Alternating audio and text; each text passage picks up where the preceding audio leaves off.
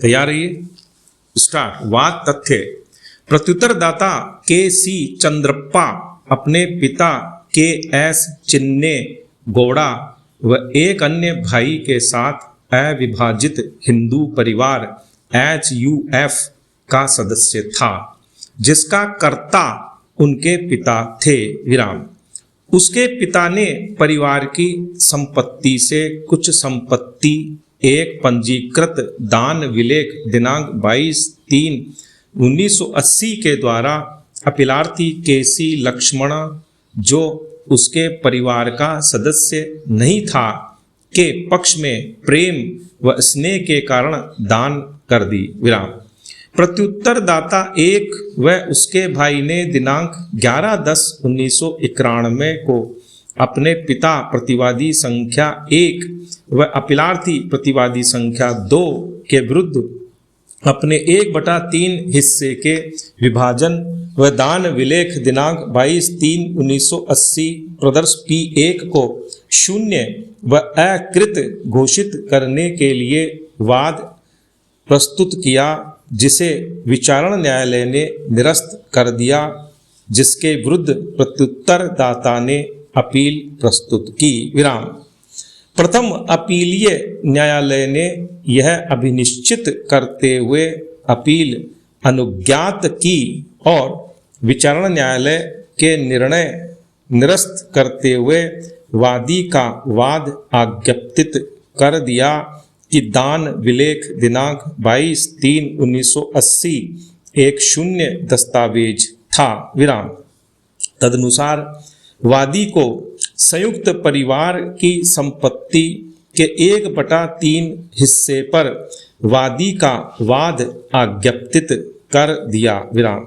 उक्त समझौते ब्रैकेट में दान के अदाता अपीलार्थी ने प्रथम अपीलीय न्यायालय के निर्णय के विरुद्ध कर्नाटक उच्च न्यायालय में अपील प्रस्तुत की। विराम। उच्च न्यायालय ने उक्त अपील ब्रैकेट में नियमित द्वितीय अपील संख्या 372 वर्ष 2003 ब्रैकेट बंद आक्षेपित निर्णय आदेश दिनांक 3/10/2008 के द्वारा निरस्त कर दी। विराम। अतः प्रतिवादी संख्या 2 अदाता ने यह अपील प्रस्तुत की। विराम। उच्चतम न्यायालय के समक्ष विचार के लिए निम्न 2 प्रश्न उत्पन्न हुए। पैरा 1। क्या वादी का वाद परिसीमा अधिनियम 1963 के अंतर्गत वर्जित था?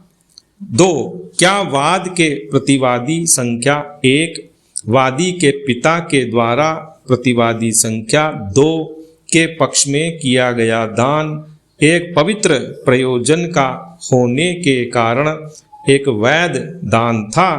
पैरा।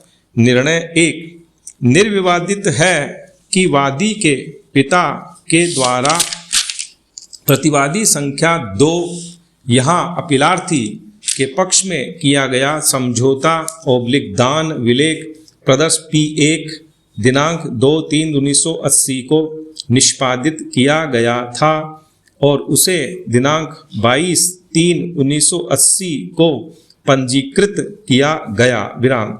अतः यह माना जाएगा कि प्रतिवादी संख्या 2 ने वाद संपत्ति पर कब्जा दिनांक 22/3/1980 को प्राप्त किया। विराम।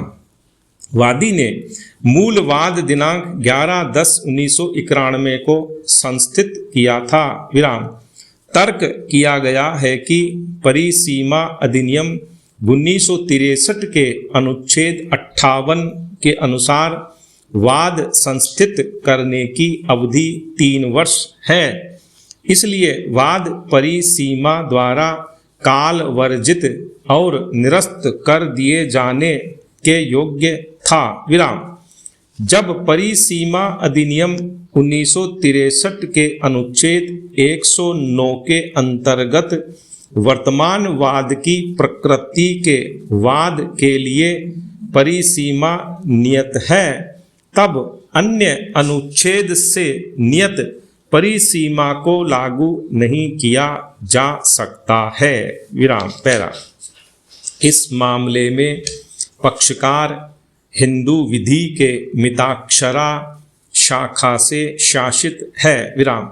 इस संबंध में अनुच्छेद 109 में स्पष्ट उपबंध किया गया है कि यदि वाद मिताक्षरा विधि से शासित हिंदू द्वारा उस अन्य संक्रमण ब्रैकेट में अंतरण को अपास्त कराने के लिए है जो उसके पिता ने पैतृक संपत्ति का किया है, तब वाद परिसीमा उस समय से 12 वर्ष होगी जब अन्य संक्रमित अंतरीती संपत्ति का कब्जा ले ले। विराम। इस मामले में प्रतिवादी संख्या 2 ने कब्जा दिनांक 22/3/1980 को प्राप्त किया और वाद 11/10/1993 को संस्थित किया गया। विराम। अतः वाद 12 वर्ष की समाप्ति की तिथि अर्थात 21/3/1993 के पूर्व संस्थित किया गया। विराम।